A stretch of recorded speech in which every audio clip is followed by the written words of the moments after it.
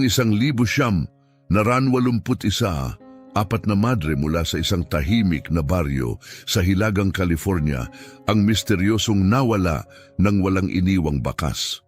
Ang kanilang pagkawala ay nagdulot ng matinding lungkot sa kanilang magkakapit-bahay na komunidad at nag-iwan ng mga tanong na walang sagot sa loob ng maraming taon. Halos 3 dekada ang lumipas, eksaktong 28 taon, ng isang pari ang makadiskubre ng nakakagulat na revelasyon na tuluyang maglalantad sa madilim na katotohanan sa likod ng kanilang pagkawala. Nang umagang iyon, ang malalambot na sinag ng araw ay tumagos sa makukulay na stained glass na bintana ng simbahang Katoliko ng St. Agnes of Mercy.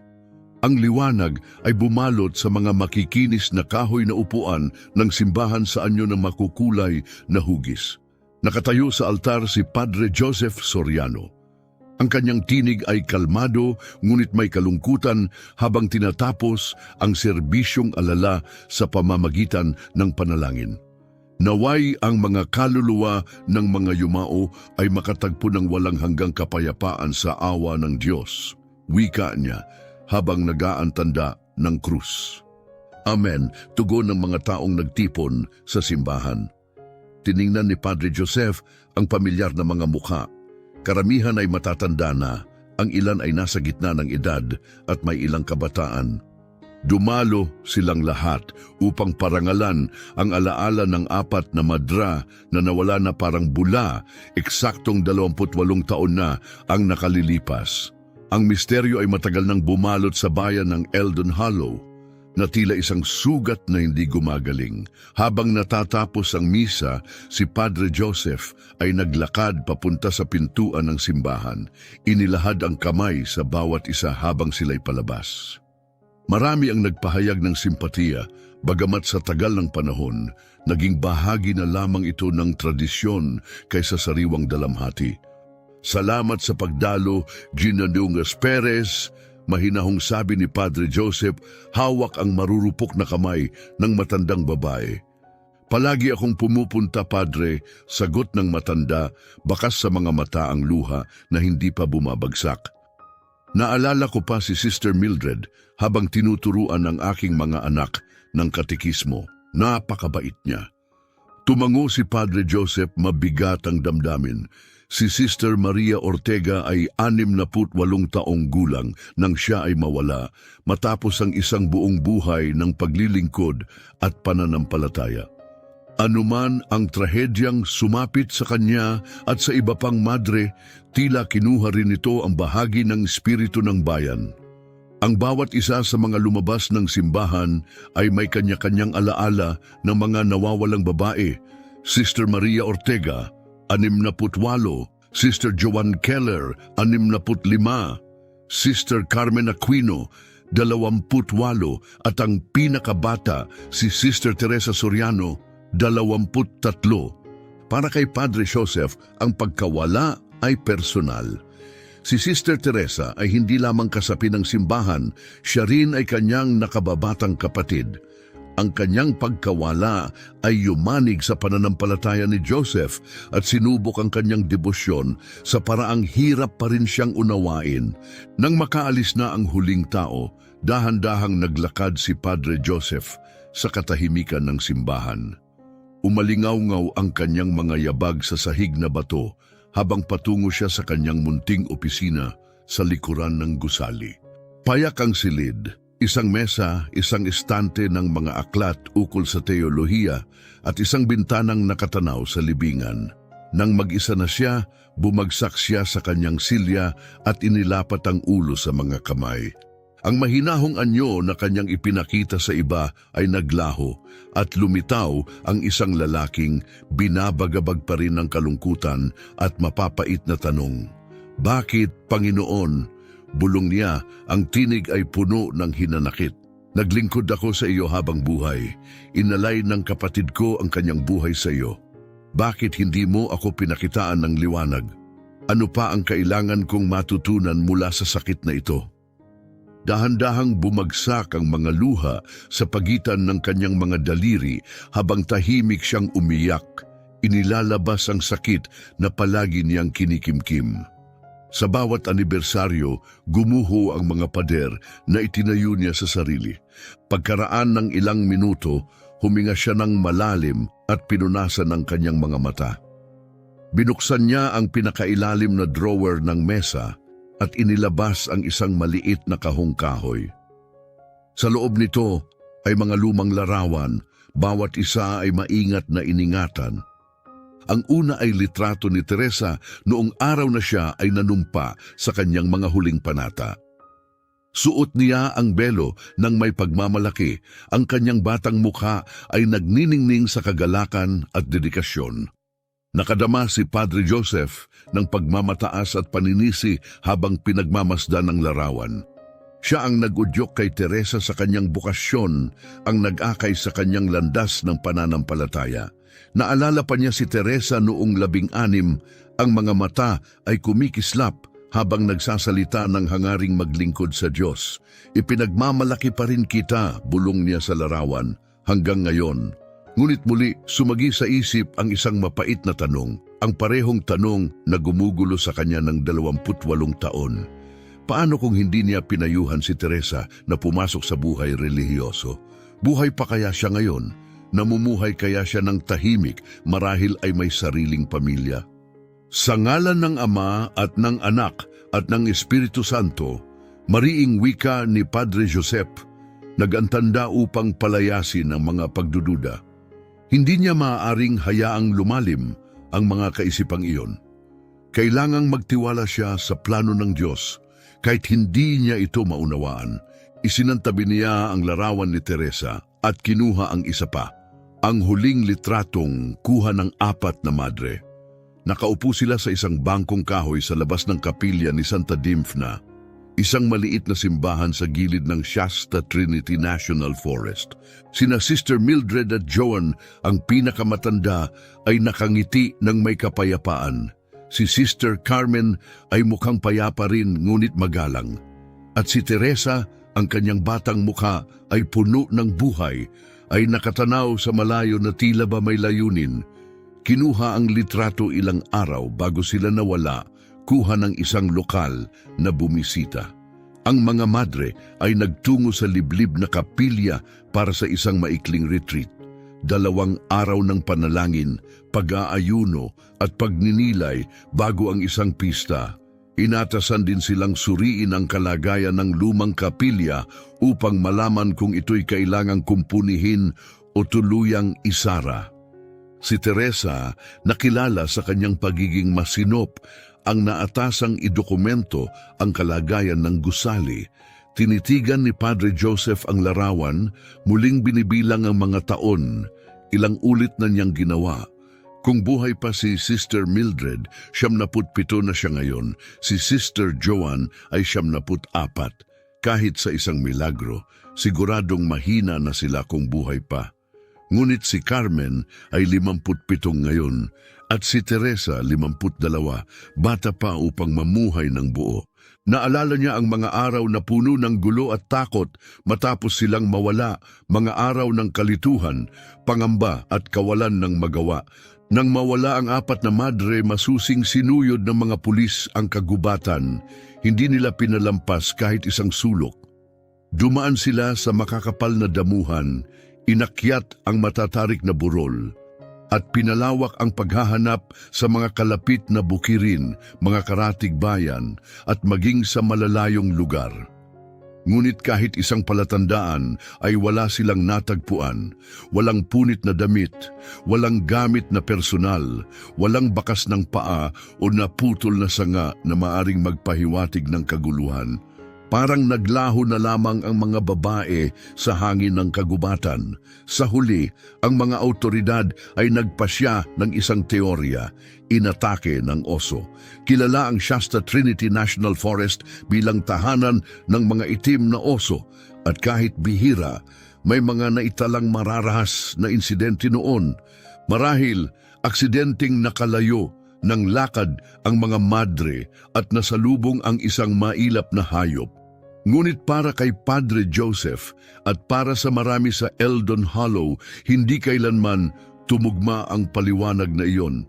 May kakulangan sa paliwanag na walang ebidensya, walang dugo, walang bakas, tanging katahimikan.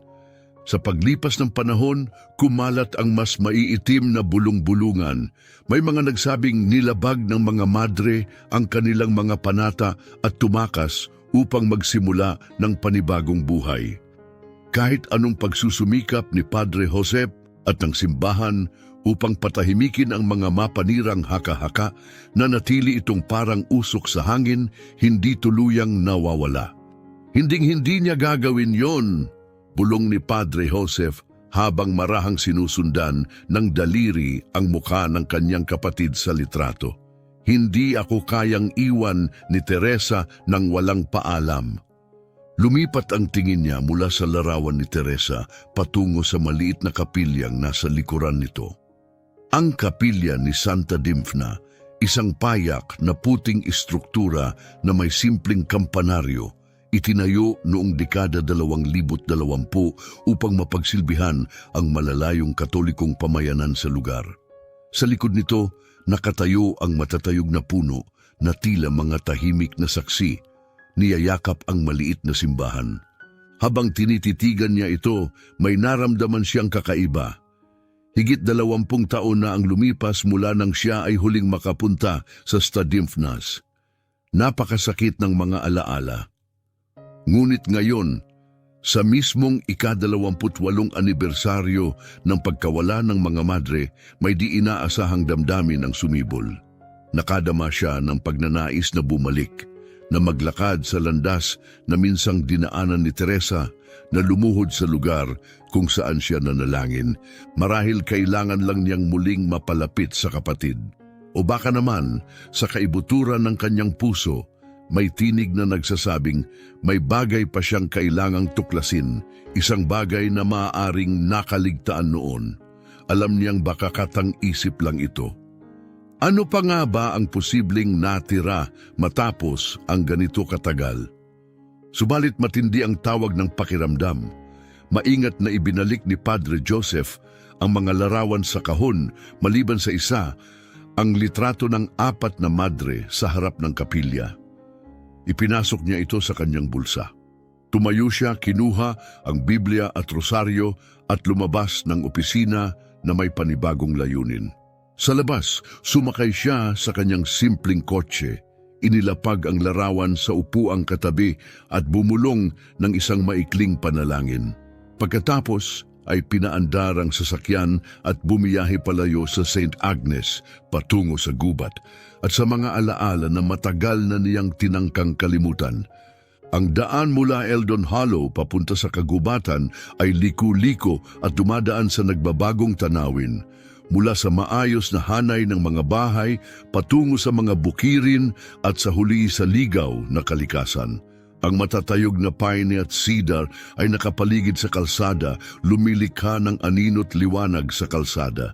Humigit kumulang 70 minuto ang biyahe, sapat upang malunod si Padre Joseph sa pag-iisip. Naalala niya ang paglalakbay na ito noon sa mga linggong sumunod sa pagkawala. Noon, puno ng flyers ang kanyang sasakyan. May mga larawang ngiting-ngiti si Teresa. Noon, may dalang pag-asa si Joseph. Ngayon, alaala na lamang ang kanyang dala at tahimik na pagtanggap na marahil mananatiling misteryo ang lahat. Nang kumipot ang daan at paakyat sa mga burol, dahan-dahang pinatigil ni Padre Joseph ang gas. Naaalala niyang malapit lang sa isang maliit na daang lupa ang dating kapilya. Sinuyod niya ng tingin ng mga puno, hinahanap ang dating liko. Ngunit pagdating niya sa lugar, siya ay naguluhan. Ang dating daang lupa ay wala na. Sa halip, may sementadong kalsada at isang magarang bakal na tarangkahan.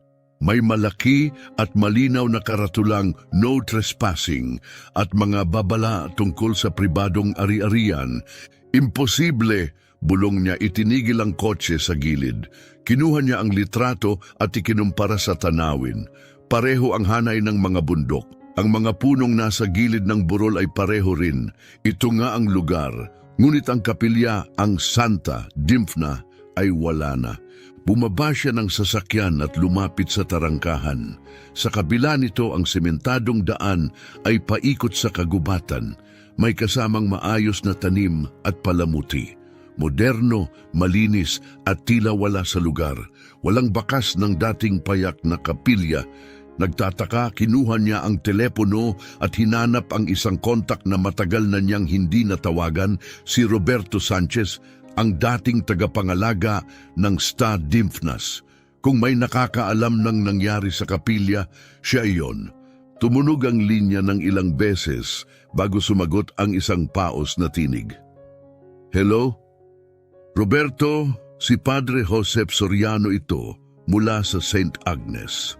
Sandaling katahimikan, pagkatapos Padre Joseph, ang tagal na, kumusta po kayo? Mabuti naman, salamat, sagot ni Joseph, kahit alam niyang hindi iyon totoo. Roberto, nandito ako sa dating pasukan ng Sta Dimphnas, pero wala na ang kapilya? Mas mahabang katahimikan. Oo, Padre, tama kayo, matagal na po yun. Tingin ko 1,982 pa. Ibinenta ito sa isang lalaki, Silas Redwood ang pangalan. Pinasira niya ang kapilya. Sa kabila ng mainit na simoy ng hangin, nakaramdam si Padre Joseph ng malamig na kilabot. Hindi ko man lang nalaman na naibenta lalo na't giniba pala. Kasi po, pagkatapos na mawala yung mga madre, sagot ni Roberto, halos wala nang dumadalo.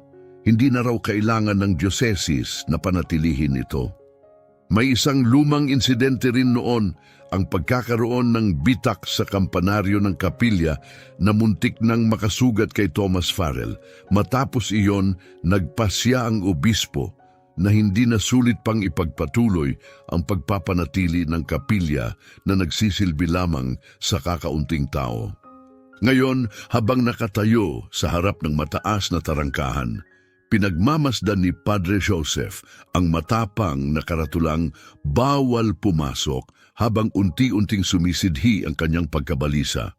Si Silas Redwood, siya pa rin ba ang may-ari ng lupa? Tanong niya. Oo, kumpirmado ni Roberto. Malaki ang lupain niya riyan. Mas malayo pa ang bahay niya sa parte ng kagubatan na mas siksik. Ang dating kapilya, bahagi na ngayon ng kanyang estate. Naiintindihan ko, sabi ni Padre Joseph, mahinang tinig. Umaasa kasi akong mabisita sana ang kapilya ngayon para sa personal na dahilan. Anibersaryo ngayon, alam mo na. Lambing agad ang sumingit sa boses ni Roberto. Oo nga pala, 28 taon na ngayon, hindi ba? Pasensya ka na't nagpunta ka pa dyan nang wala ka ng madadatnan. Alam mo ba kung nagpapapasok si Ginoong Redwood ng bisita? Tanong ni Joseph, umaasa kahit kaunti. Siguro, kung maipaliwanag ko. Nag-alinlangan si Roberto. Sa totoo lang, hindi siya kilalang palakaibigan. Tahimik lang, hindi nakikisalamuha, parang mapag-isa. Napabuntong hininga si Padre Joseph, dama ang bigat ng pagkadismaya. Maraming salamat, Roberto. Malaking tulong na rin.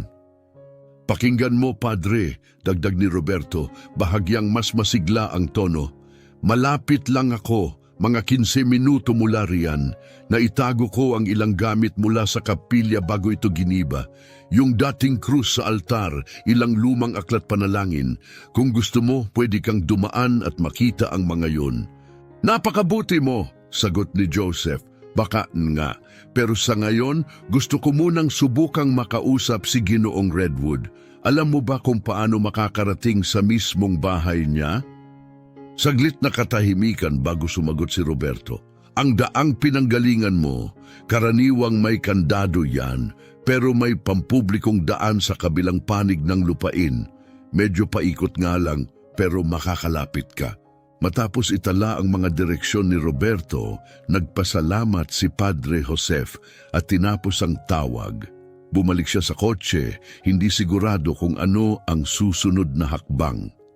Bahagi ng kanyang sarili ay gustong igalang na lang ang privacy ni Redwood at dumiretso kay Roberto. Ngunit mas malakas ang tinig ng damdaming nagtulak sa kanyang pumunta roon, ang parehong damdamin na nagdala sa kanya pabalik sa lugar na ito. Makalipas ang 20 minuto, minamaneho na niya ang isang makitid na daang likuran na tila palibot sa lupain ni Redwood.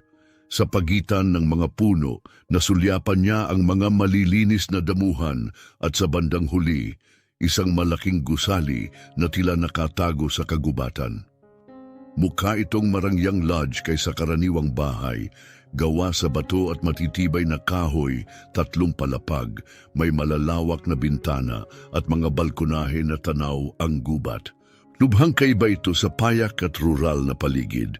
May nakita si Padre Joseph na maliit na clearing na tila ginagamit bilang paradahan malapit sa service entrance. Ipinarada niya ang sasakyan, inayos ang kwelyo at lumabas na may hawak na maingat na paninindigan. Habang lumalakad patungo sa bahay, sinundan niya ang batong daan na pumapagitna sa mga halamang namumulaklak at isang pond na may mga koi. Ang kabuuang lupain ay perpektong nakaayos. Maganda sa paningin, ngunit sa kabila ng ganda may bumabagabag sa loob niya.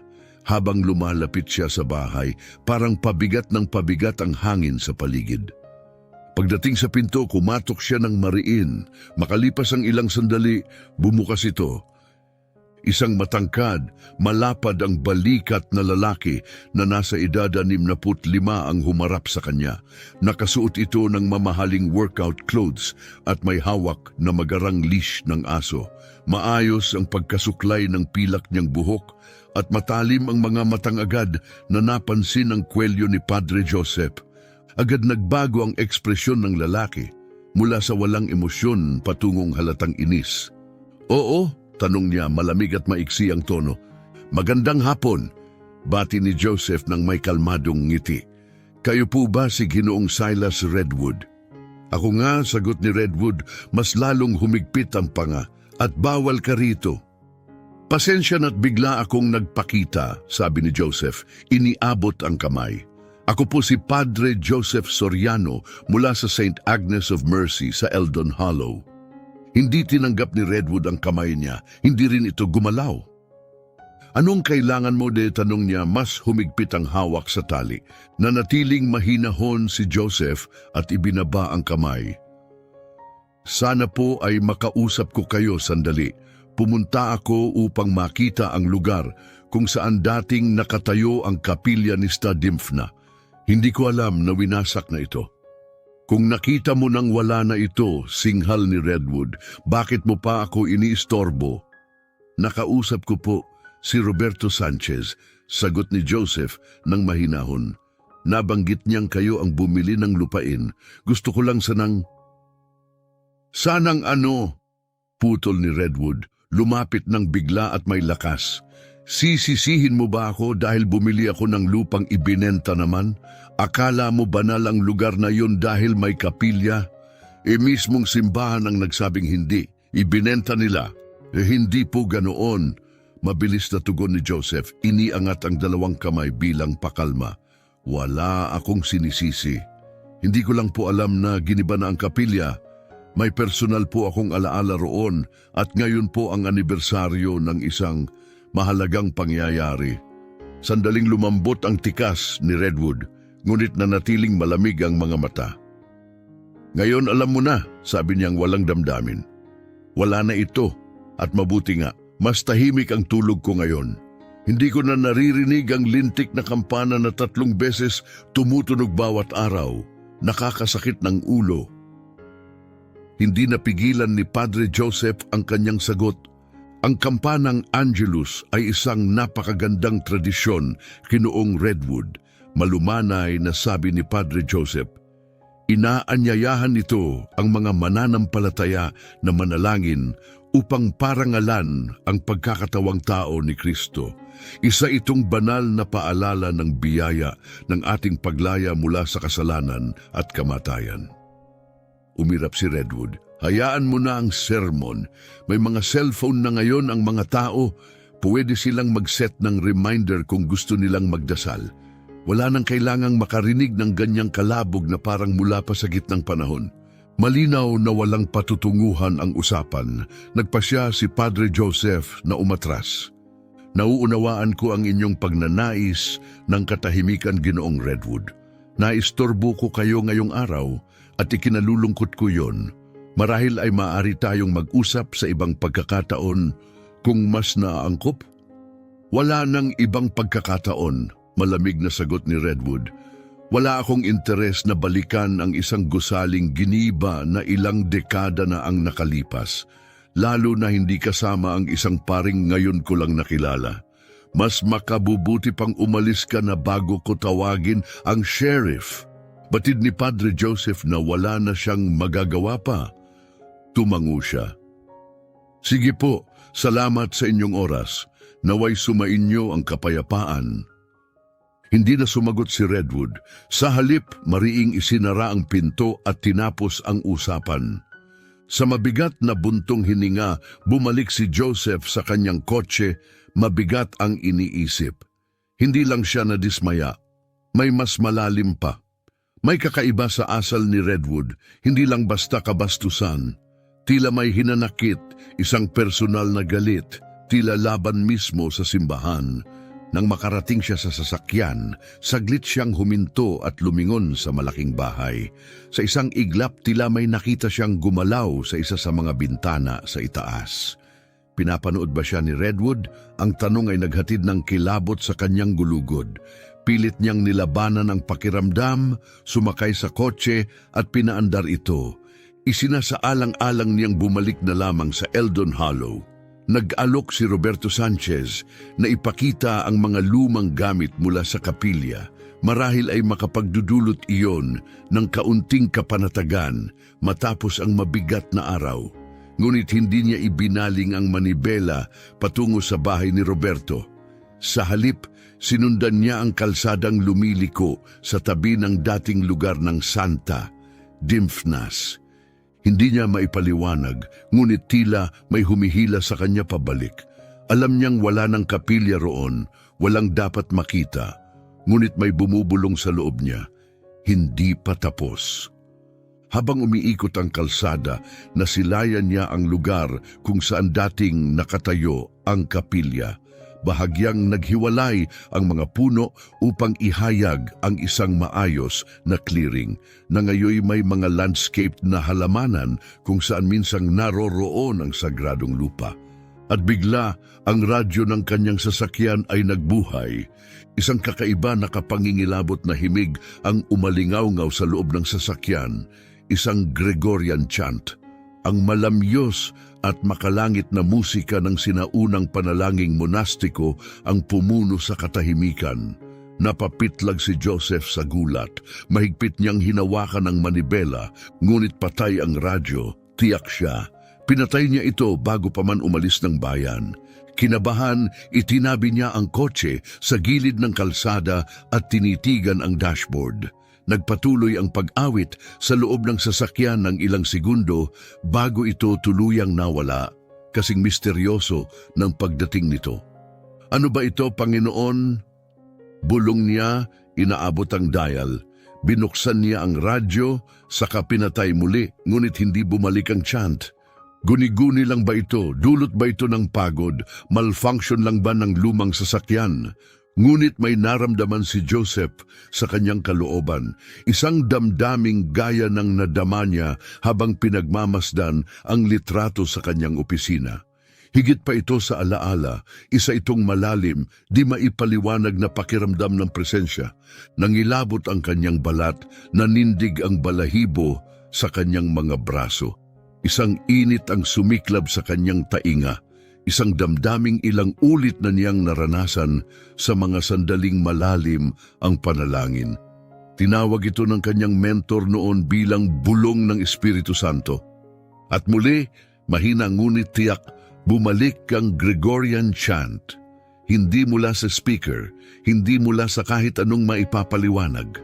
Ngunit totoo ito. Hindi niya ito inaakala lang. May kung anong o sinong tumatawag sa kanya. Nang hindi ganap na nauunawaan kung bakit, inilipat ni Padre Joseph sa gear ang sasakyan at muling bumalik patungo sa tarangkahan na kanyang pinuntahan kanina. Anuman ang nangyayari, hindi niya ito kayang baliwalain. Kailangan niyang bumalik, kahit pa mga hulugan iyon ng isa na namang di kaaya-ayang pagtatagpo kay Silas Redwood. Ipinarada niya ang sasakyan sa gilid ng kalsada, di kalayuan sa gate. Nakatitig sa kanya ang mga karatulang bawal pumasok, matatag at walang pasintabi. Nanatili siyang nakaupo sa likod ng manibela ng matagal, pinagninilayan ang ibig sabihin ng hakbang na nais niyang gawin. Panginoon, gabayan mo ako, bulong niya. Kung mali ang aking gagawin, ipakita mo po sa akin ang mas mabuting landas. Ngunit nanatili ang kakaibang damdaming espiritual. Kumakabog ito sa kanyang dibdib, itinutulak siyang magpatuloy. Sa wakas, bumaba si Padre Joseph ng kotse. Lumapit siya sa tarangkahan ng dahan-dahan, ganap na mulat sa ideyang siya ay maaaring lumabag sa batas at sa sarili niyang moral na paninindigan. Ngunit may bumubulong sa kanyang puso na ito ay kakaiba. May halaga ito. Hindi niya sinubukang akyatin ang gate o buksan ito. Sa halip, naglakad siya sa gilid ng bakod, sinusuri ang paligid kung saan maaaring masilip ang loob. Mataas ang bakod, mga 8 talampakan, at yari sa mabigat na bakal na may disenyong pandekorasyon. Sinusundan nito ang liko at taas ng lupa sa kagubatan. Sa ilang bahagi kung saan mas mataas ang lupa, mas mababa ang bakod sa paningin. Habang naglalakad, pansamantalang ipinikit ni Joseph ang mga mata, pinayagan ng alaala na gumuhit sa isipan. Inisip niya ang dating itsura ng lugar, ang maliit na kapilya, ang payak na hardin, at ang kahoy na upuan kung saan minsang naupo ang 4 na madre. Kung tama ang alaala niya, ang upuang iyon ay nakalagay sa silangang bahagi ng kapilya, hindi kalayuan sa isang malaking punong roble. Pagdilat ng mga mata, maingat na sinuri ni Padre Joseph ang kabuuan ng lupain sa kabila ng bakod, umaasang makakita ng anumang natitirang palatandaan mula sa dating kapilya. Wala na ang malaking punong roble na minsang naging tampok sa tanawin. Malamang ay tinanggal ito noong isinagawa ang renovation ng estate. Ngunit nanatili ang kumpol ng mga punong pino na minsang nasa likod ng kapilya na nagsilbing pananda para sa kanya. Pinagkakatiwalaan ang alaala at pakiramdam. Nagpatuloy siyang maglakad sa gilid ng bakod, papunta sa lugar kung saan niya pinaniniwala ang dating naroroon ang kapilya. Ngunit bigla nadulas ang kanyang paa sa ugat ng punong nakalubog sa ilalim ng makapal na tuyong dahon. Napasubsob siya sa lupa at instinktibong kumapit sa bakod para sumalo. Ngunit ang bahagi ng bakod na tinamaan niya ay nasa masamang pwesto, nakaangat sa maburol na lupa, at isang malakas na crack ang pumunit sa katahimikan habang nagbigay ang kasukasuan nito. Bumuka ang isang bahagi ng bakod, sapat lang para makalusot ang isang tao. Napadapa si Padre Joseph, kalahating nakasampa sa may sira ng bakod. Aba, Diyos ko, bulong niya. Tumayo at pinapagpag ang alikabok at tuyong dahon sa kanyang damit. Hindi niya intensyong sirain ang bakod, hindi bahagi ng kanyang plano ang pumasok ng ilegal. At gayunman, narito siya ngayon, isang hindi sinasadyang manlulusob na may pagkakataong hindi niya hinangad. Tumingin siya sa kalsada, inaasahang makakita ng sasakyang dumadaan o matang nagmamasid, ngunit tahimik at walang tao. Tanging banayad na ihip ng dahon sa hangin ang naririnig. Tumingin siya sa sirang bakod at sa clearing sa kabila. Nag-alinlangan siya. Pagkatapos ay nagantanda. Patawarin mo ako, bulong niya at tumawid papasok sa lupain ni Redwood. Tahimik at mabilis siyang naglakad patungo sa lugar kung saan dating nakatayo ang kapilya. Ngayon, natatakpan na ito ng mga ornamental landscaping, mga pandekораsyong halaman at perpektong pinutol na damuhan na tila labis na makinis kumpara sa likas at ligaw na anyo ng kagubatan sa paligid. Walang bakas ng simbahan na minsang naging ilaw at aliw ng marami. Walang pundasyon, walang krus, ni isang plake, wala. Para bang sinadya ni Silas Redwood na burahin ito sa kasaysayan, hindi lang ang gusali, kundi pati ang alaala nito. Habang nakatayo roon si Joseph, may kumislap sa gilid ng kanyang mata, isang sinag ng liwanag mula sa metal na bagay na bahagyang natatakpan ng palumpong. Lumapit siya, pinaghiwalay ang mga sanga. Ang nakita niya ay hindi inaasahan, isang lumang rehas na bakal na nakabaon sa lupa. Kalawangin na ito at tila mula pa sa unang bahagi ng ika-20 siglo. Ang disenyo nitong may mga palamuting scrollwork ay nagpapahiwatig ng antigong pinagmulan. Bakit may ganito pa rito? Kung tunay ngang giniba ang kapilya, bakit may naiwan pa na vent o daanan ng hangin? Lumuhod siya sa tabi nito, sinusuri kung anong layunin mayroon ito. Hindi ito tumutugma sa bagong disenyo ng estate. Sa kanyang masusing pagmamasid, isang banayad na tunog ang gumapang mula sa ilalim. Napahinto siya, naroon na naman, mahina ngunit totoo. Isang malamyos na pag-awit, may tono, parang himig, at pagkatapos isang ubo. Isang ubong galing sa tao. Napatingin si Padre Joseph, nanindig ang balahibo. Ang himig ay kapareho ng Gregorian chant na narinig niya sa kanyang sasakyan. Ngunit ngayon, hindi ito guni-guni o teknolohiya. Totoo ito. Mula sa ilalim ng lupa, lumapit siya, habol ang pintig ng puso. "Hello?" Tawag niya sa mahinang tinig sa rehas, ngunit nagpatuloy ang tunog sa ilalim. Marahil ay hindi siya narinig o hindi alam ng sino man na may tao sa ibabaw. Mabilis siyang tumayo, puno ng tanong sa isip. Bakit may espasyo sa ilalim ng dating kapilya? Sino ang naroon? At bakit? Muli siyang tumingin sa paligid, inaasahang lalabas si Redwood na may banta o mas masahol pa. Ngunit nanatiling tahimik ang paligid, nakatago sa likod ng mga puno ang bahay. Walang CCTV. Walang bantay, walang palatandaan ng pagmamatiyag. Nangangatog ang mga daliri, kinuha ni Joseph ang kanyang telepono at tumawag sa siyam na isa-isa. "Sisi Uno, ano ang inyong emergency?" Bati ng kalmadong boses ng dispatcher. "Ako po si Padre Joseph Soriano," mahinang wika niya. "Nasa pribadong lupain po ako ni Silas Redwood, malapit sa dating kinatatayuan ng Stadimphnas Chapel sa tapat ng Route 37. Sa palagay ko," natigilan siya, hirap banggitin ang kakaibang katotohanan. "Sa palagay ko po ay may tao sa ilalim ng lupa. Naririnig ko po ang pag-awit at pag-ubo mula sa vent." Tahimik saglit ang linya. "Sir, sinasabi mo bang may taong posibleng kinukulong sa ilalim?" "Hindi ko po tiyak," sagot ni Joseph, "ngunit malinaw na may espasyo sa ilalim ng lupa at may taong naroroon. Pribado po ang lupain na ito, liblib, at ako'y nangangamba." "Trespassing po ba kayo ngayon?" tanong ng dispatcher, may bahid ng pag-aalala sa boses. Pumikit sandali si Joseph. "Oo, nadapa po ako at aksidenteng nabuksan ang isang bahagi ng bakod. Alam kong kasalanan yon, pero hindi ko po sinadyang lumabag. Naniniwala akong ito ay isang emergency." Bahagyang lumambot ang tinig ng dispatcher. "Naiintindihan, maaari mo bang ilarawan ang eksaktong lokasyon mo?"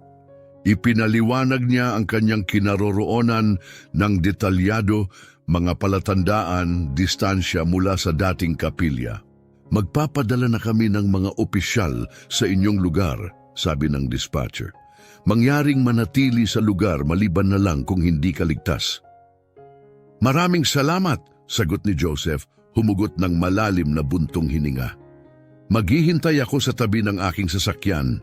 Nasa may gate po, sa gilid ng kalsada." Tinapos niya ang tawag at muling lumingon sa rehas. Tumigil na ang pag-awit, ngunit may mahinang galaw pa ring naririnig, patunay na may taong ang nasa ibaba. Maingat siyang bumalik sa sirang bahagi ng bakod at muling lumusot palabas, lumitaw muli sa pampublikong bahagi. Habang naglalakad pabalik sa kanyang sasakyan, muling bumalik ang tunog ng kagubatan. Ang ihip ng hangin sa dahon, huni ng mga ibon at mga alingaw-ngaw ng insekto. Ngunit sa likod ng lahat ng iyon, nanatili sa kanyang isipan ang alingaw-ngaw ng chant at ang tinig mula sa ilalim ng lupa. Habang naglalakad pabalik sa kanyang sasakyan, agad na kinuha ni Padre Joseph ang kanyang telepono at muling tinawagan si Roberto Sanchez. Bahagyang nanginginig ang kanyang mga daliri, dala ng di mapigilang kaba. Kailangan niya ng higit pang impormasyon, mga kasagutan, bago dumating ang mga autoridad. Roberto, si Padre Joseph ito ulit. May mahalaga akong kailangang itanong. Nagulat si Roberto na marinig siyang muli sa ganong kabilis.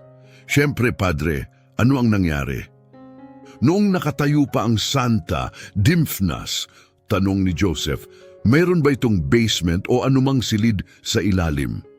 Sandaling katahimikan, pagkatapos ay sumagot si Roberto, puno ng paninindigan. Wala, Padre, yari ang gusaling iyon sa patag na konkretong pundasyon. Walang basement, walang crypt, walang lagusan. Sigurado ako ron. Nag-alinlangan si Padre Joseph, saka ipinaliwanag ang kanyang natuklasan. Ang kakaibang rehas sa lupa, ang mga tunog na umaalingaw-ngaw mula sa ilalim, ang pag-awit, ang pag-ubo. Imposible yan, matigas na sabi ni Roberto. Wala talagang anumang nasa ilalim noon. 20 taon kong inalagaan ang kapilya, malalaman ko kung meron. Kung gayon, mahinang tugon ni Joseph, may gumawa ng isang bagay sa ilalim ng lupa pagkatapos na ang kapilya ay mawala. Matapos nakuha ni Silas Redwood ang lupa, tahimik si Roberto. Pagkatapos ay nagsalita sa mahinang boses, nakakabahala yan. Anong plano mo ngayon? Tinawagan ko na ang pulis, sagot ni Joseph. Papunta na sila. Pupunta rin ako, tugon ni Roberto ng may determinasyon. Alam ko ang lupang yan higit kanino man. Darating ako sa loob ng 10 minuto. Nagpasalamat si Joseph at tinapos ang tawag. Pagkatapos ay umupo siya sa loob ng kanyang sasakyan, inilabas ang kanyang rosaryo at hinayaang ang pamilyar na butil ay magbigay ng katahimikan sa kanyang pag-iisip. Isa-isang dasal ang kanyang binigkas, tahimik at may pagninilay, habang ang kanyang isipan ay umiikot sa hindi pa rin nasasagot na mga tanong. Sino ang nasa ilalim ng lupa?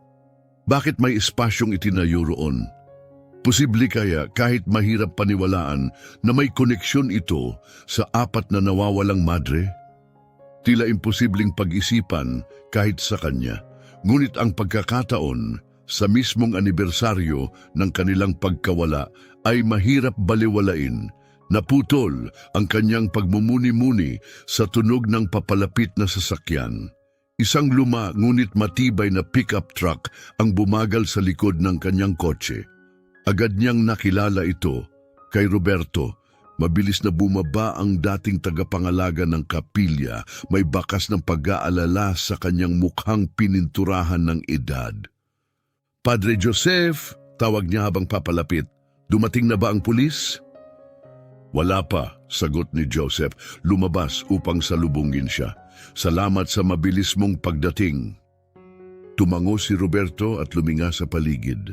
Tumagal ang kanyang tingin sa bakuran ng estate ni Redwood. Iniisip ko ang sinabi mo.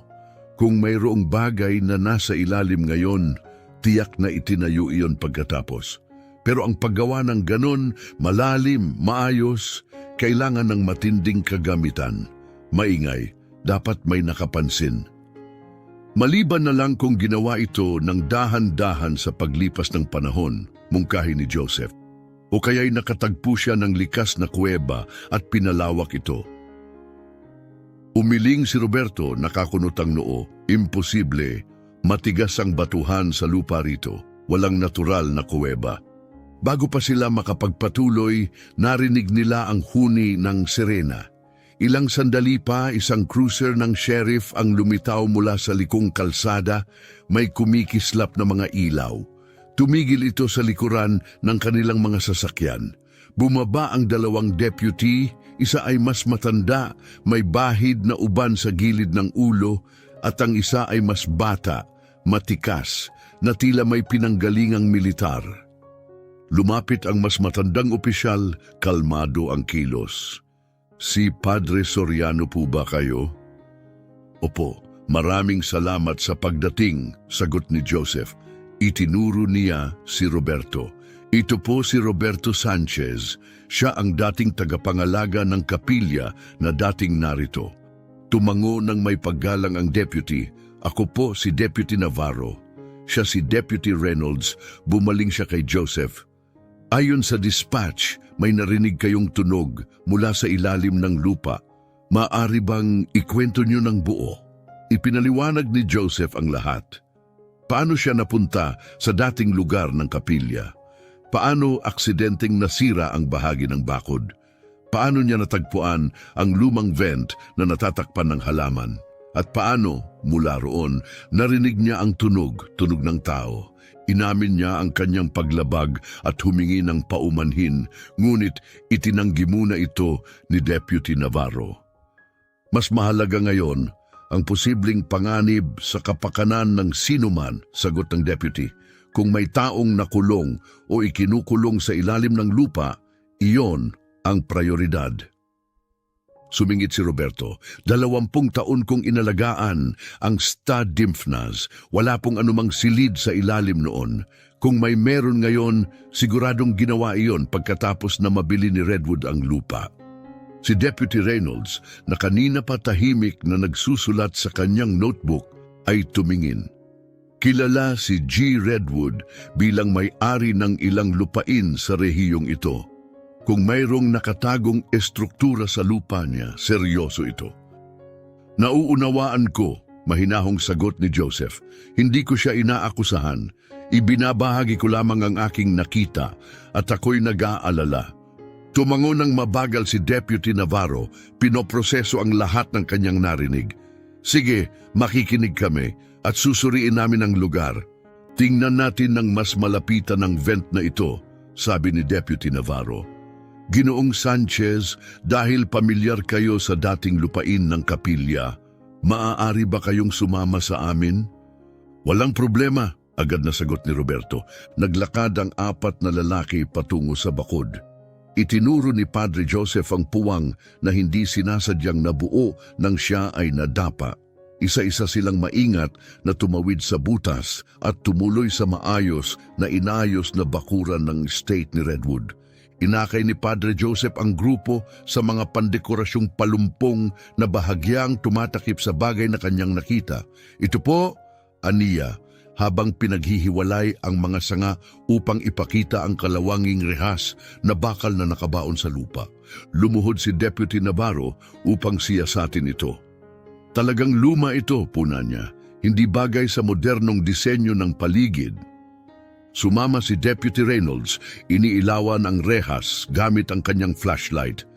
Pababa ito ng mga 6 na piye, obserbasyon niya. Wala akong makitang anuman sa dulo. Makinig kayo, sabing mariin ni Padre Joseph. Tahimik muna tayong lahat. Tumahimik ang grupo, nakatuon ang pandinig sa anumang tunog mula sa ibaba. Halos 1 buong minuto, tanging kalikasan ang narinig. Ang pag-ihip ng hangin sa mga puno, huni ng mga ibon sa malayo. Nagsimulang mangamba si Padre Joseph. Narinig kaya siya ng taong nasa ibaba at tumigil? Lumayo kaya ito? Pagkatapos, mula sa katahimikan, lumitaw ang isang tunog, mahina, mababa at tiyak na tinig ng babae. Isang himig ang inawit, banayad at nakaantig, isang banal na awitin mula sa mga nagdaang siglo. Salve Regina, mahinang sabi ni Deputy Navarro, may pagkabighani sa boses. May kinang ng pagkilala sa kanyang mga mata. Tumango si Roberto. Oh, isa itong Marian hymn, inaawit sa mga kumbento at monasteryo sa loob ng maraming henerasyon. Naubos ang pag-awit at napalitan ng tunog ng hirap sa paghinga. Sumunod ang tuyong, paos na ubo. Tumayo si Deputy Reynolds, seryoso na ang ekspresyon. May tao nga sa ilalim at sa tunog pa lang baka kailangan nila ng medikal na tulong. Kailangan nating makausap si Ginoong Redwood agad-agad.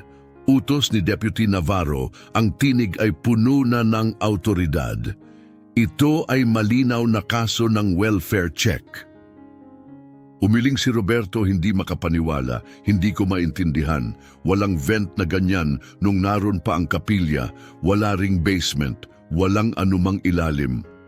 Malalaman natin kung ano ang naroroon, sagot ng deputy, matatag. Nagbalik ang grupo sa gilid ng kalsada at sumakay sa kanilang mga sasakyan. Sinundan nila ang patrol cruiser patungo sa pangunahing bahay, isang matayog na estruktura na mas lalo pang naging nakapanlulumong tingnan sa liwanag ng hapon.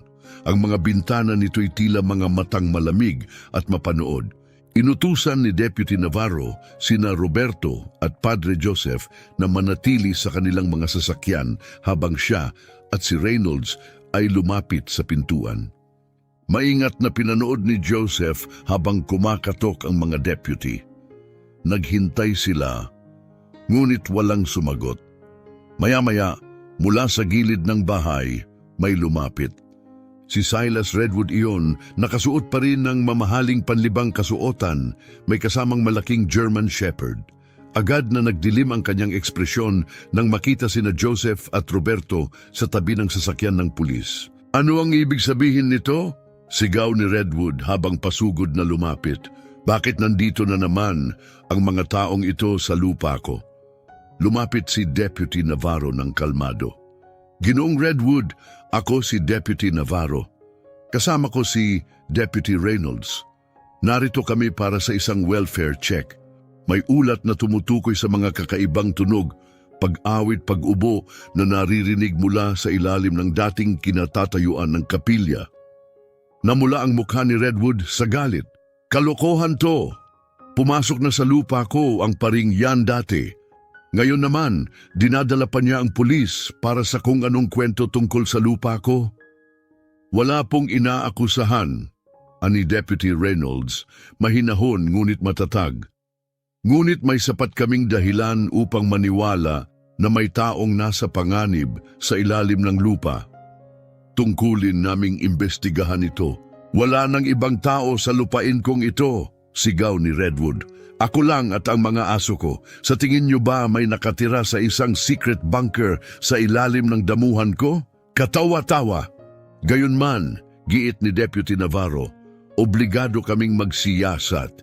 Hinihingi po namin ang inyong pahintulot na suriin ang bahay at paligid, lalo na kung may basement o anumang pasukan sa ilalim ng lupa. Hindi maaari, mariing sagot ni Redwood. Humigpit ang hawak niya sa leash ng aso na naging balisa sa tabi niya. Ito ay pribadong ari-arian. Wala kayong karapatang magsiyasat ng walang warrant. Ginoong Redwood, sabing banayad ni Reynolds, kung sakaling may ibang tao sa inyong lupa, isang squatter marahil na nangangailangan ng tulong, hindi ba gusto ninyong masiguro ito? Wala akong bahagi ng lupang to na hindi ko alam. Malamig na sagot ni Redwood. Mahigit 25 taon ko ng pag-aari ito. Alam ko bawat pulgada. Bahagyang tumagilid ang ulo ni Deputy Navarro. Kung gayon, paano mo ipaliliwanag ang vent na natagpuan namin malapit sa dating kapilya? Tila ito ay bahagi ng isang estrukturang nasa ilalim. Sa loob ng isang saglit, isang iglap lamang, may kumislap sa mga mata ni Redwood. Halos hindi halata, ngunit nakita ito ni Padre Joseph. Sandali lang, isang bitak sa kanyang tikas. Pagkatapos ay muli siyang tumigas. Nagpakabit ako ng drainage system nang ipalandscape ko ulit ang lugar, sagot niya ng tuyo. Baka yung vent na yon ay takip lang sa runoff pipe. Pandekorasyon lang, walang ibig sabihin. Walang masama sa isang drainage, singhal ni Redwood. Tumaas ang kilay ni Deputy Navarro. Wala namang drainage system na umaawit ng Salve Regina o umuubo na parang may sakit na babae, Ginoong Redwood. Muling ibinato ni Redwood ang matalim niyang tingin kay Padre Joseph. Malinaw na siya ang may pakanan ng lahat ng ito. Malamang may speaker siya sa ilalim ng lupa na paulit-ulit na tumutugtog ng chant. Ginigipit niya ako dahil binili ko ang lupang dati, pag-aari ng simbahan. Lumapit si Padre Joseph, masama ang loob, ngunit nananatiling kalmado. Hindi ko kailanman magagawang ganoon. aniya habang nag-aantanda ng may taimtim na pananalig. Isinusumpa ko sa harap ng Diyos. Narinig ko ang tinig ng isang babae mula sa ilalim ng rehas. Lahat tayo ay nakarinig. Isang paring nagsisinungaling habang lumalabag sa batas. Tugon ni Redwood, punong-puno ng pangungutya. Napakaangkop. Sapat na yan, putol ni Deputy Navarro, matalim ang boses. Pakikipagtulungan ang hinihingi namin, hindi paninisi. Ang pagtanggi mong ipasilip ang lupa mo ay lalong nagiging kahina-hinala. Kunin nyo na lang ang warrant nyo, galit na sagot ni Redwood. At habang wala pa iyan, gusto ko nang umalis ang lahat sa lupain ko. Ngayon na, kung hindi, magsasampa ako ng kaso sa trespassing.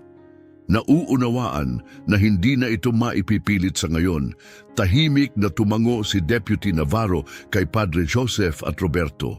Naglakad silang pabalik sa kanilang mga sasakyan nang walang pagtutol. Ngunit hindi ito pakiramdam ng pag-urong, tila paghahanda lamang para sa susunod na hakbang. Pagdating nila sa tabi ng cruiser, lumapit si Deputy Navarro kay Joseph. Huwag kang mag-alala, Padre. Hindi pa tapos ito. Hihingin ko ang buong record ng pagmamay-ari, mga titulo, permit, ulat ng insidente, lahat. At gusto kong muling buksan ang kaso ng mga nawawalang madre. May mali dito. Tumango si Padre Joseph, may halo ng pag-asa at pasasalamat sa kanyang mga mata. Salamat. Alam kong parang hindi ka panipaniwala, pero may tao sa ilalim. Sigurado ako. Naninindigan ako sa iyo, sagot ng deputy. Lahat tayo ay nakarinig ng tinig. Aabutin natin ang katotohanan sa tamang paraan. Sa ngayon, pumunta ka muna sa bahay ni G. Sanchez. Magbibigay kami ng update.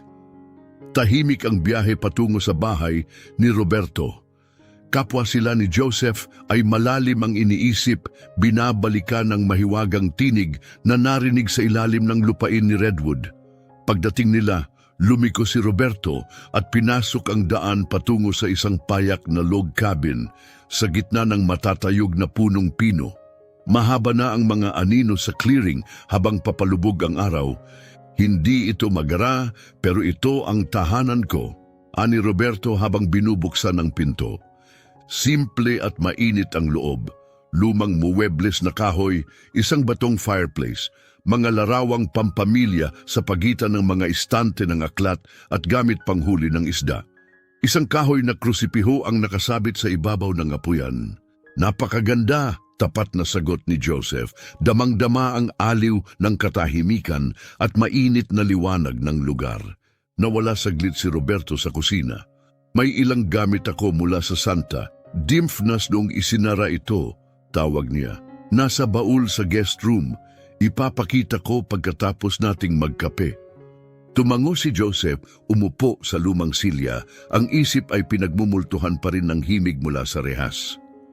Roberto, mahina niyang tanong, bakit hindi ako sinabihan tungkol sa pagbebenta? Nasa Street Agnes na ako noon nang isinara ang kapilya. Ang kapatid ko ay isa sa mga nawawala. Dapat may nagsabi sa akin.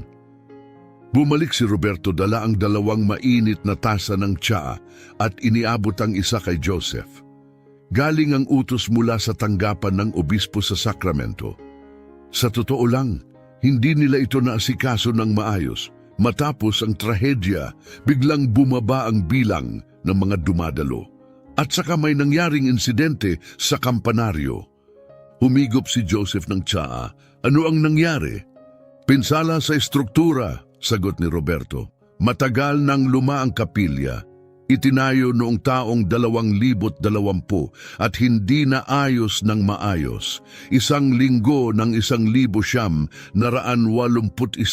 nagkaroon ng bitak sa kampanaryo, malaki. Ang kampana, ang laki, higit 300 pounds, bumagsak. May nasaktan ba? Salamat sa Diyos, wala. Si Thomas Farrell ang nagtatrabaho noon habang nagpapagaling ako mula sa bali sa binti. Dumaan ang kampana ilang pulgada lang mula sa kanya. Pero matapos yon, isinara na ng diocese. Maagang bahagi ng 22, formal na nilang dinikomisyon ang kapilya. Sabi nila, hindi sulit ang gastos sa pag-aayos. At si Redwood ang bumili pagkatapos. Tama, kasyang bayad. Mas mataas pa sa tunay na halaga ng lupa ayon sa mga narinig ko. Maraming nagtaas ng kilay, pero kailangan ng simbahan ng pera para sa renovation ng cathedral. Hindi na sila nagtatanong, anong ginawa niya sa lupa? Agad niyang ipinagiba. Umupa ng crew, walang sinayang na oras. May ilang lokal na tumutol, sabi sayang ang kapilya, pero lupa na niya yon. Nagsimulang magtanim ng ornamental trees. Wala siyang itinayo kung saan nakatayo ang kapilya noon. Lumapit si Joseph. May nakita ka bang kakaiba, konstruksyon, palatandaan na may ginagawang pasilidad sa ilalim? Tahimik si Roberto. Wala akong maalala, pero ngayon mong nabanggit may kakaiba noong 1983. Tumaas ang kilay ni Joseph. Paano kakaiba?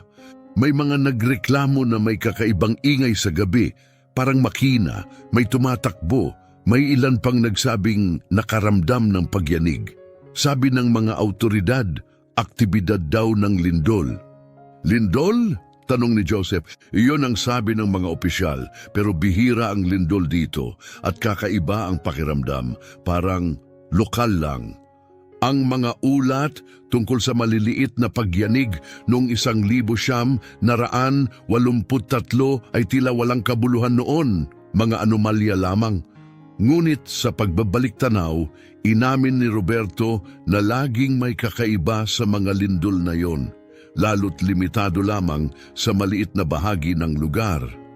May ilang taga-Eldon Hollow na palihim na nagtanong kung may ginagawa ngang paghuhukay si Silas Redwood.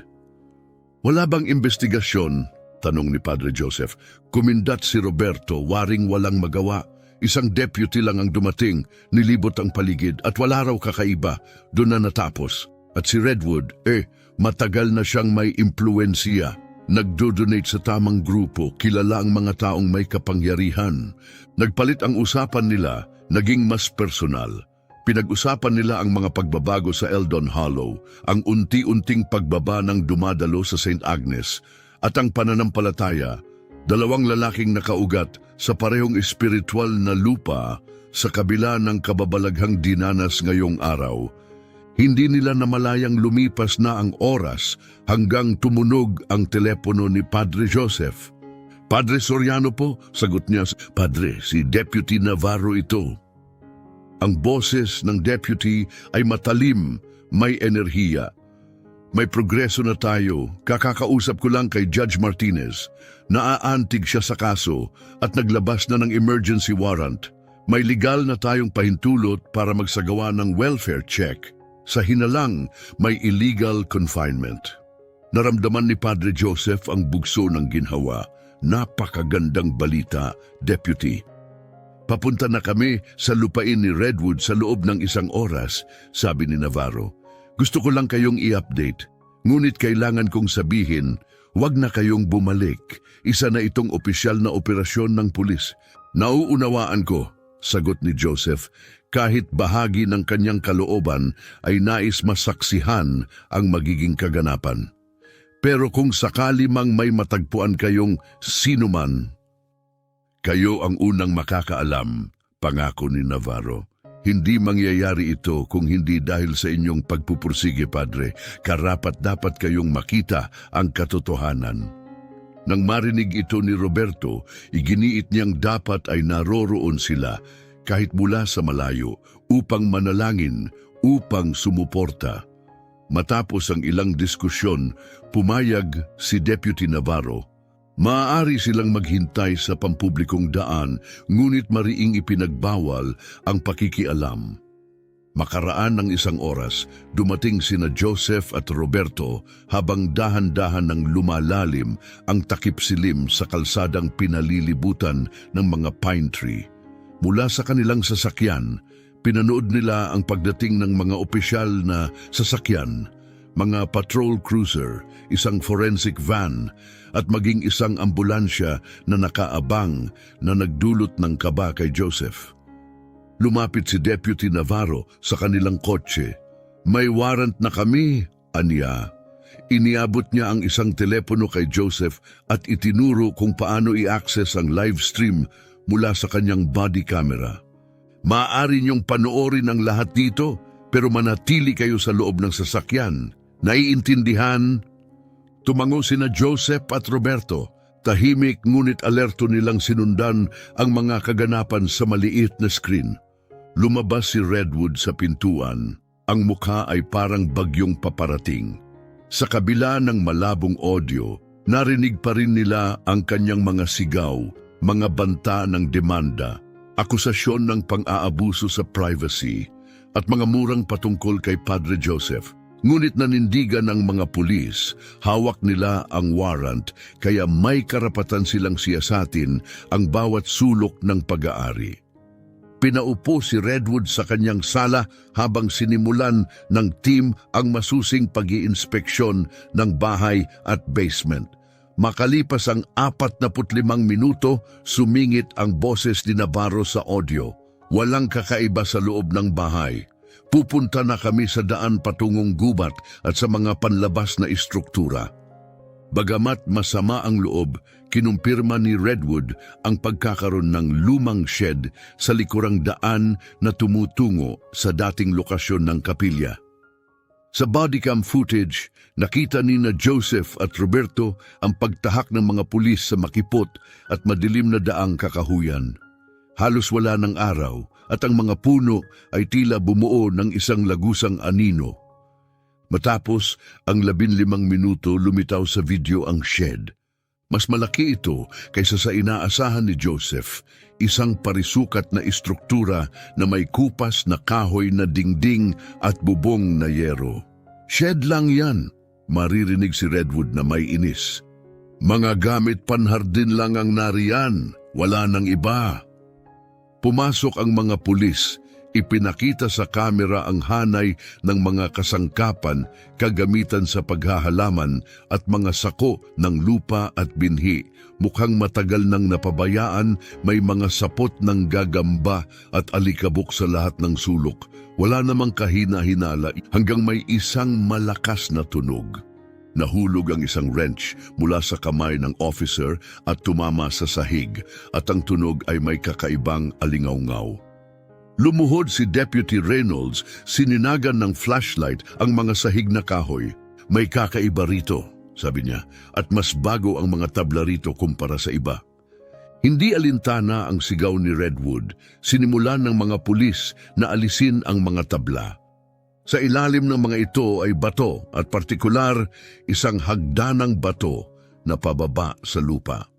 Ginoong Redwood, matigas na wika ni Deputy Navarro, malinaw sa feed, paano ninyo ipaliliwanag ito?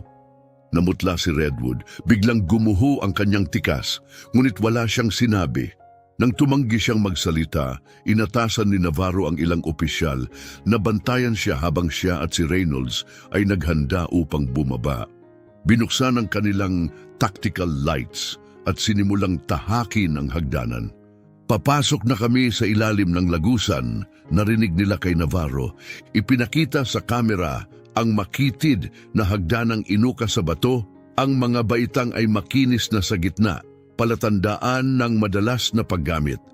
Makipot ang lagusan at basa ang hangin. Sa pinakailalim, huminto ang kamera sa isang mabigat na pintuang kahoy. May kandado, ulat ni Deputy Reynolds habang sinusuri ang lumang bakal na latch sa pintuang kahoy. Ginoong Redwood, kailangan namin ng susi. Mula sa itaas, kumarambang pababa ang tinig ni Redwood, matalim at walang pakikipagtulungan. Wala akong alam sa pintuang yan. Malamang nandyan na yan bago ko pa nabili ang lupa.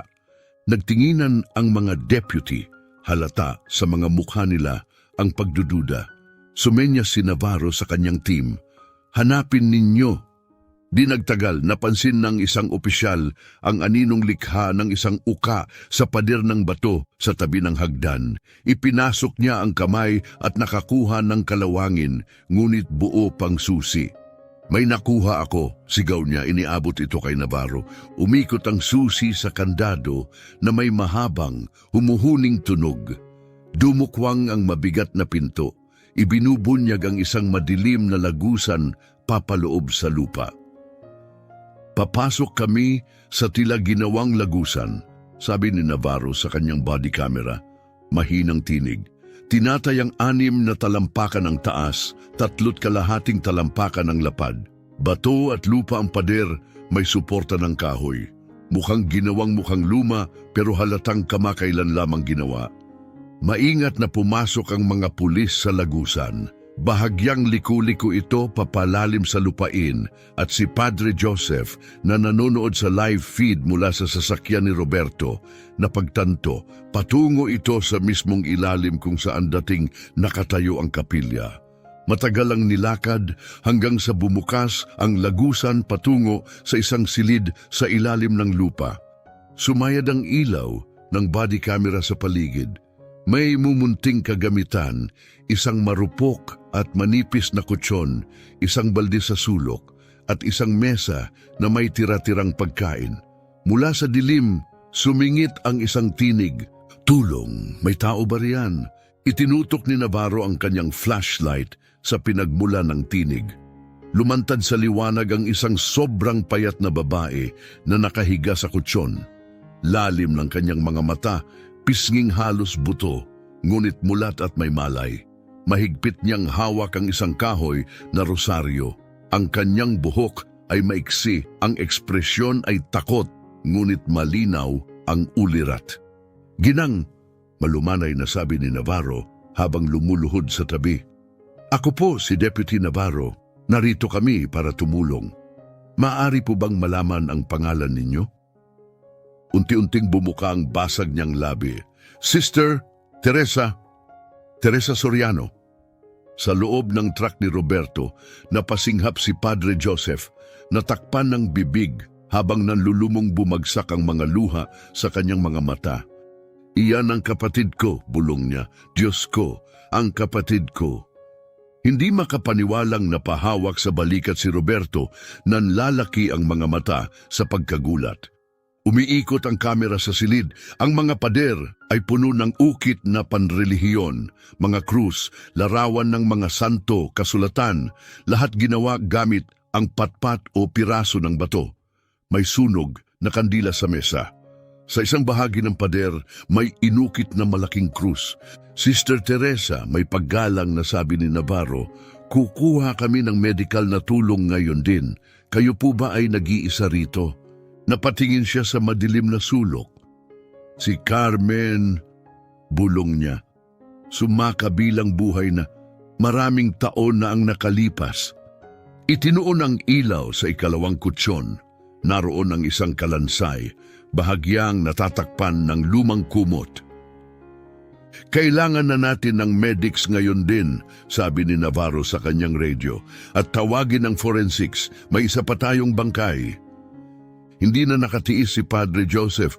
Lumabas siya ng kotse at tumakbo patungo sa pinangyayarihan.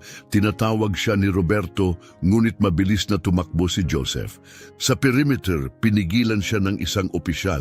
Pakiusap, pagmamakaawa ni Joseph, hingal na hingal.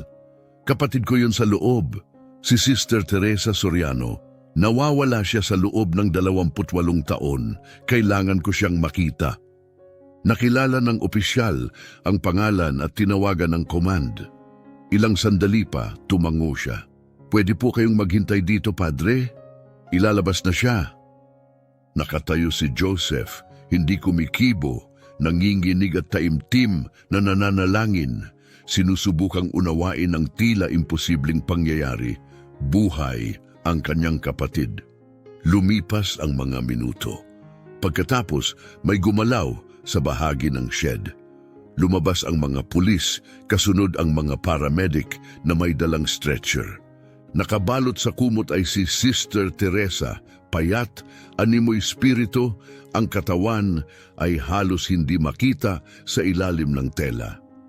Nang lumampas sila, humarap ang kanyang ulo. Nagtagpo ang kanilang mga mata ni Padre Joseph at sa kabila ng lahat, sa lahat ng taon, sa lahat ng hirap, nakita niya siya. Ang dalagang minsang may apoy sa puso para sa kanyang bukasyon. Gumalaw ang kanyang mga labi.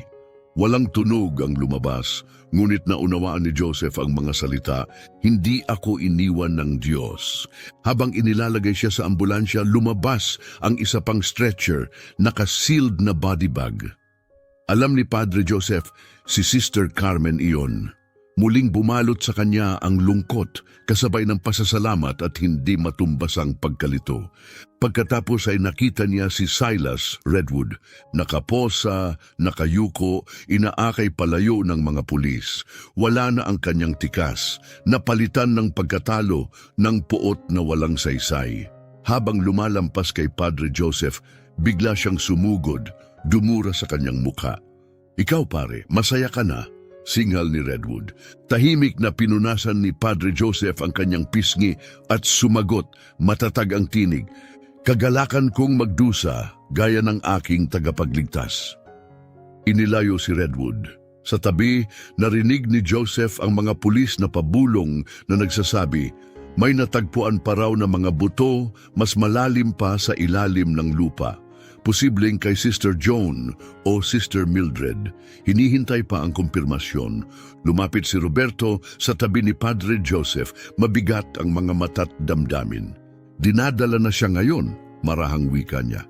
Tumango si Padre Joseph, ang tingin ay nakatutok sa ambulansya sa kanyang kapatid na sa wakas, matapos ang mga dekada ng kadiliman, ay nagbabalik sa liwanag.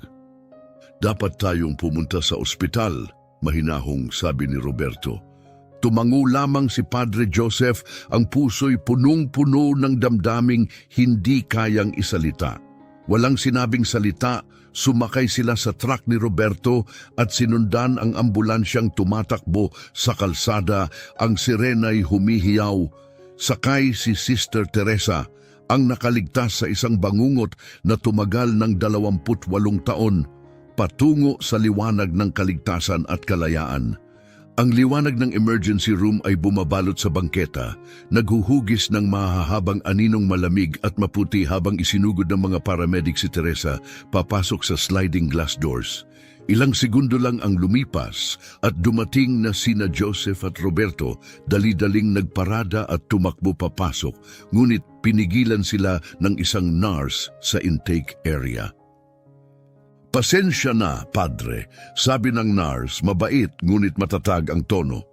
"Hindi muna kayo maaaring pumasok. Kritikal ang kondisyon niya.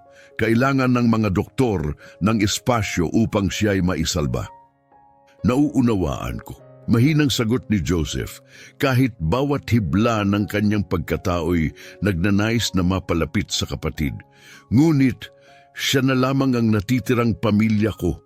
Nawala siya 28 taon na ang nakalilipas. Akala ko'y patay na siya." Lumambot ang ekspresyon ng nurse. "Gagawin namin ang lahat para sa kanya. Mangyaring maghintay muna kayo sa hallway. May lalapit po agad sa inyo." Tumango si Joseph at dahan-dahang inakay siya ni Roberto patungo sa waiting area. Isang malamig, kulay abong silid na may matitigas na plastik na upuan at lumang magasin. Tumahimik sila. Walang salitang sapat upang ilarawan ang lahat ng nangyari. Sa huli, si Roberto ang nagsalita, mahina ang tinig. "Isang himala ito, Padre. Pagkatapos ng napakaraming taon, buhay pa siya." "Isang tunay na himala," sagot ni Joseph, halos hindi makapagsalita dahil sa emosyon. Ngunit kung ano ang tiniis niya, nasa pananampalataya niya ang lakas, sabi ni Roberto. Minsan, iyon na ang sapat.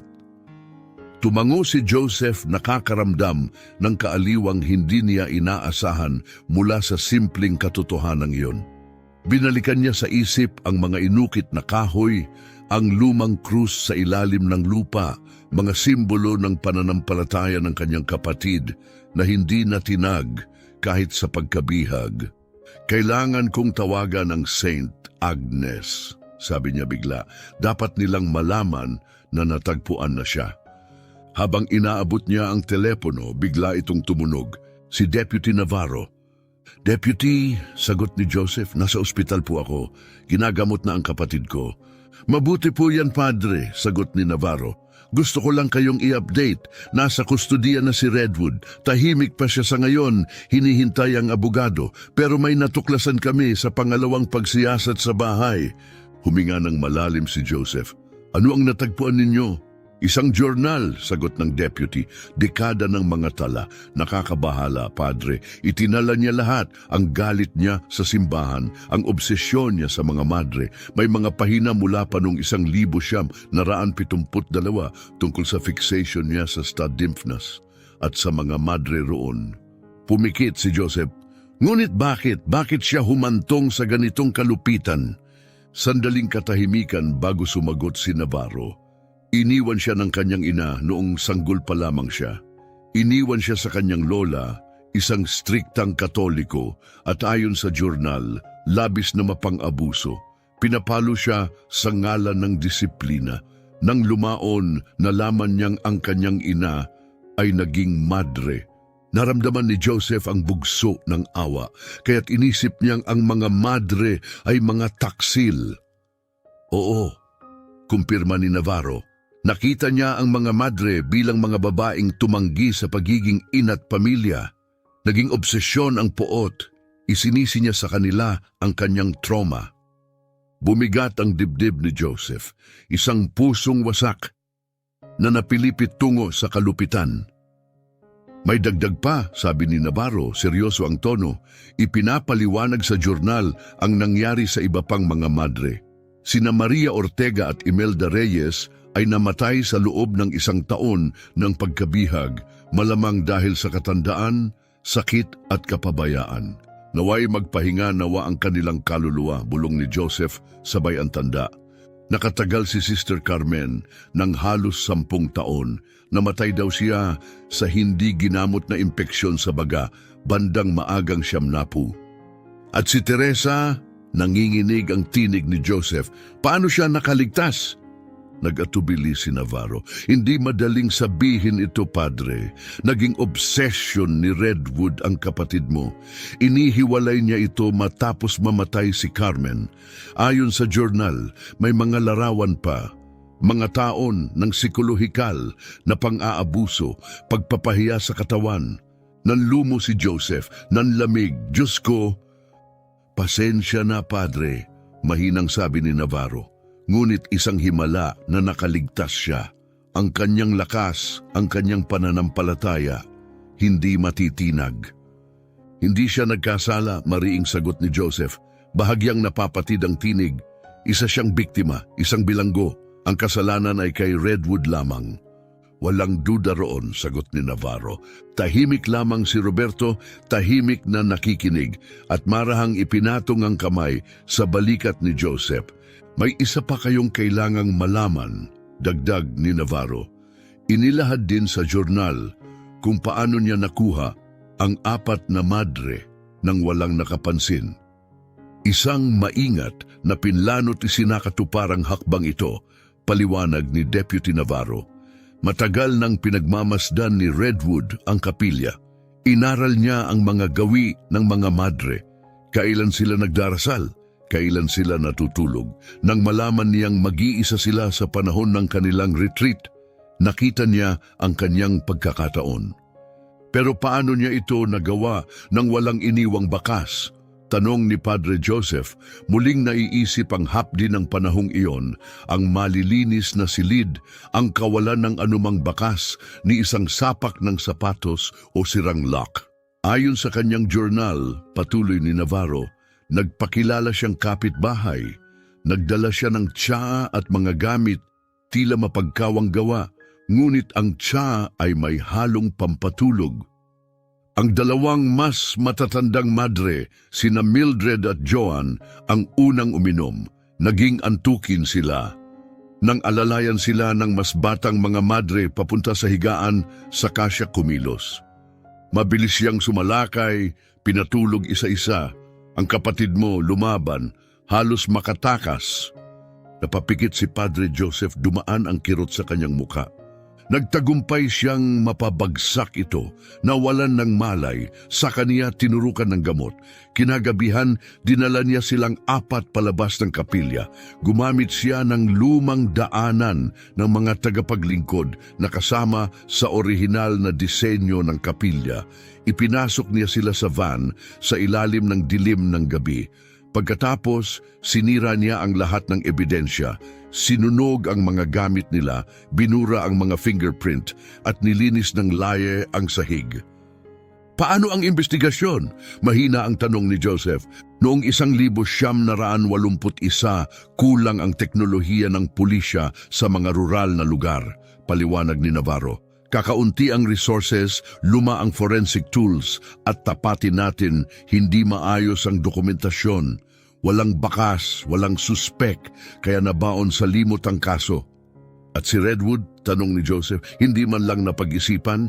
Hindi, kumpirma ni Navarro. May pera siya, maayos ang reputasyon, walang record. Gumamit pa siya ng dummy corporation para bilhin ng lupa matapos ipasara ang kapilya. Nang siya na ang may-ari, pinasira niya ang gusali at ipinagawa ang mga lagusan. Malamang iyon ang naging sanhi ng mga ingay at pagyanig noong 33. Si Roberto, tahimik na nakikinig, ay biglang nagsalita, puno ng inis. Paano siya nakalusot? Walang nakapansin. Ipinarating ni Joseph ang tanong na pabuntong hininga si Navarro. Ayon sa journal, nagbayad siya sa ilang opisyal, maliit na uri ng katiwalian. Iniimbestigahan na namin ang usaping iyon. Sa sandaling iyon, lumapit ang isang doktor. Nakasuot siya ng scrubs at may hawak na clipboard. Mabait ang mukha ngunit seryoso ang anyo. Kayo po ba si Padre Soriano, kapatid ni Sister Teresa? Agad na tinapos ni Joseph ang tawag at tumayo. Opo, kumusta siya? Ako si Doktor. Chen, mahinahon niyang sagot. Sabay upo sa tabi nila. Matatag na ang kalagayan ng inyong kapatid, ngunit kailangan kong maging tapat, lubha siyang mahina. Matinding malnutrisyon, matagal ng pagkawala ng muscle mass, at seryosong kakulangan sa vitamin D dahil sa kawalan ng liwanag. May ilang butong na bali noon pa, ngunit hindi kailanman na ipagamot. Napalunok si Joseph, pilit tinatanggap ang bigat ng lahat. Unang layunin namin ay unti-unting ibalik siya sa normal na kapaligiran. Labis na mahina ang kanyang immune system. Kahit karaniwang sipon ay mapanganib. Masyado ring sensitibo ang kanyang mga mata sa liwanag. Kaya pansamantala, maikli lamang ang maaaring bisita at kailangan niyong magsuot ng kompletong proteksyon. Kailan ko siya maaaring makita? Tanong ni Joseph, halos bulong. Ililipat na siya sa ICU. Magpapadala ako ng nurse sa inyo makalipas ang 1 oras. Naiintindihan ko, tahimik na sagot ni Joseph. 28 taon akong naghintay. Makakaya ko pang maghintay. Ngumiti si Dr. Chen. Hinahanap ka niya, alam mo ba, isa ka sa unang binanggit niyang pangalan, naniniwala siyang darating ka. Tumulo ang luha sa mata ni Joseph. Hindi siya nawalan ng pananampalataya. Hindi nga, sagot ng doktor. Sabi ng mga paramedic, hawak-hawak niya ang rosaryong gawa sa sinulid at kahoy. Hindi niya ito binitiwan kahit sa loob ng emergency room. Siya talaga yan, sabi ni Joseph. Isa pang luha ang dumaloy sa kanyang pisngi. Mas matibay ang kanyang pananampalataya kaysa sa akin. Makikita mo rin siya, wika ni Dr. Chen habang tumatayo. Tatawagin ka namin kapag handa na siya. Pagkaalis ng doktor, humarap si Joseph kay Roberto. Pwede ba akong dumaan sa kapilya? Siyempre, marahang tugon ni Roberto. Maglaan ka ng oras, nandito lang ako. Dahan-dahang naglakad si Joseph sa pasilyo patungo sa maliit na interfaith chapel ng ospital. Isang tahimik na silid, may malambot na ilaw, payak na mga dingding at isang simpleng altar. Pumasok siya at lumuhod. Pumikit siya, ibinaba ang ulo at sa nanginginig na labi ay ibinulong. Salamat Panginoon na sa himalang ito. Salamat sa pagpapanatili sa aking kapatid kahit na wala na ang lahat ng pag-asa. Salamat sa paggabay sa akin patungo sa Kanya kahit matapos ang napakaraming taon. Salamat sa hindi mo siya kailanman iniwan. Tahimik ang kapilya, ngunit may init siyang naramdaman sa loob, hindi isang tinig, hindi isang pangitain, kundi ang tiyak at tahimik na katiyakan, nandoon ang Diyos sa lahat ng ito. At sa katahimikang iyon sa unang pagkakataon sa halos 30 taon, nakaramdam siya ng kapayapaan. Nanatili siya sa kapilya ng ospital ng matagal, tahimik na nalulubog sa panalangin. Isang buhawi ng emosyon ang bumalot sa kanyang kalooban, kaluwagan at tuwa sa pagkakatagpo sa kanyang kapatid. Dalamhati para sa pinagdusahan nitong di masukat, galit sa kasamaan na pinagdaanan niya, at ang tanong na ni anong teolohiya ay hindi kayang lubos na sagutin. Bakit pinahintulutan ng Diyos ang ganoong kadiliman? Ngunit unti-unti bumaba ang kapayapaan. Wala siyang natanggap na revelasyon, walang mahiwagang sagot. Ngunit may dumaloy na katahimikan, isang pagtanggap. Isang pagkaunawang may mga misteryong gaano man kasakit ay hindi malulutas habang nabubuhay. Ang mahalaga ngayon, natagpuan si Sister Teresa. Sa kabila ng lahat ng posibilidad, sa kabila ng taon ng paghihiwalay at kalupitan, nanatili ang kanyang pananampalataya. At sa pananampalatayang iyon, siya ay nakaligtas. Pagbalik ni Padre Joseph sa waiting area, nakita niyang nakikipag-usap si Roberto sa isang nurse. Naroon siya upang samahan si Joseph patungo sa ECU. Matapos magsuot ng kompletong protective gear, maskara, gown, guantes, sinundan niya ang nurse sa likulikong puting pasilyo at mga pintuang mahigpit ang seguridad hanggang sa makarating sila sa isang tahimik, madilim na silid. Doon, sa gitna ng mga monitor at kagamitang medikal, naroon si Teresa. Maputla siya, mas payat pa kaysa sa huling alaala ni Joseph at marupok parang isang kandilang unti-unting nauupos. Ngunit nang dumilat ang kanyang mga mata at nakita ang kapatid, nakita ni Joseph ang bagay na hindi kailanman nawala sa loob ng 28 taon ng kadiliman, ang kanyang espiritu. Patuloy pa rin ang pagningning ng kanyang kaluluwa. "Joseph," bulong niya, mahinang tinig na tuyot, ngunit walang pag-aalinlangan. "Natagpuan mo ako." "Therese," sagot niya, napapahikbi ang mga luhay na guumapaw sa likod ng maskara. Hinawakan niya ang marupok nitong kamay kahit may guwantes na namamagitan. "Hindi ako tumigil sa paghahanap, hindi ako tumigil sa pagdarasal." Isang munting ngiti ang gumuhit sa mga labi ni Teresa, may bakas ng tao ng pagdurusa, ngunit puno pa rin ng biyaya. "Alam kong darating ka. Sinabi ko kay Carmen, isusugo ka ng Diyos balang araw." "Pasensya na kung natagalan," nanginginig niyang sabi. Ngunit umiling si Teresa, bahagya lamang. "Oras ng Diyos," bulong niya. "Perpekto, laging perpekto." Maingat siyang tinapik ng nurse sa balikat oras na para matapos ang pagdalaw. Tumango si Joseph at yumuko. "Nasa labas lang ako," pangako niya. "Hindi ako aalis. At kapag mas malakas ka na, pag-uusapan natin ang lahat. Nandito na ako." Habang papalayo na siya, muling nagsalita si Teresa, mahina ngunit may sigla. "Sabihin mo sa akin," tanong niya, "ang simbahan, matatag pa ba?" Ngumiti si Joseph sa likod ng maskara na puno ng init ang puso. "Hindi kailanman napagtagumpayan ng mga pintuan ng impyerno," sagot niya, binigkas ang mga salita ni Kristo mula sa Ebanghelyo ni Mateo. "Magpahinga ka, sister, nasa iyo ang Diyos, at ako rin." Paglabas niya sa silid, nabigla si Padre Joseph, hindi lamang sa milagro ng pagkakaligtas ng kanyang kapatid, kundi sa kadalisayan ng puso nito. Ang una niyang inalala sa kabila ng lahat ay hindi ang sarili, kundi ang simbahan. ang kanyang pananampalataya. Isang patunay ito sa kanyang di matutunaw na espiritu, isang liwanag na nagpatuloy kahit sa gitna ng sukdulang kadiliman, isang pag-ibig na nanatiling buhay sa katahimikan ng paghihirap. At ngayon ang liwanag na iyon ay magiging gabay niya sa pagbabalik, hindi lamang sa mundo kundi sa buhay, sa pag-asa, sa biyaya